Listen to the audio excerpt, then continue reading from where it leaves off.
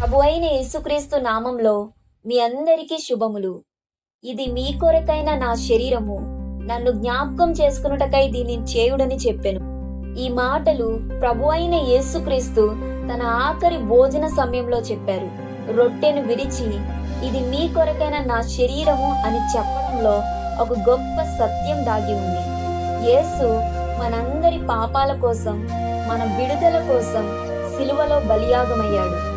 మనం రొట్టెను తీసుకున్నప్పుడు ఆయన మన కోసం పడిన త్యాగాన్ని, అంటే ఆయన శరీరం విరగబడిందనే విషయాన్ని జ్ఞాపకం చేసుకుంటున్నాము.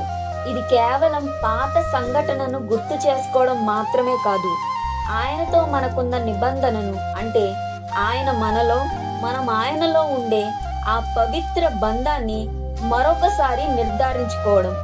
సంస్కార భోజనం మనకు 2 విషయాలు బోధిస్తుంది. ఒకటి క్రీస్తు త్యాగం, 2 ఆయన రాకడ. ఆయన త్యాగంలో మన పాపాలకు ప్రాయశ్చిత్తం జరిగింది.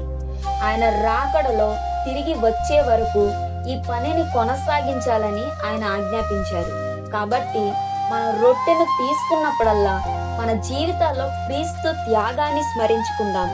మన హృదయాలను పరిశుద్ధపరచుకొని ఆయన తిరిగి వచ్చే వరకు ఆయన నిబంధనలో నడుచుకుందాం.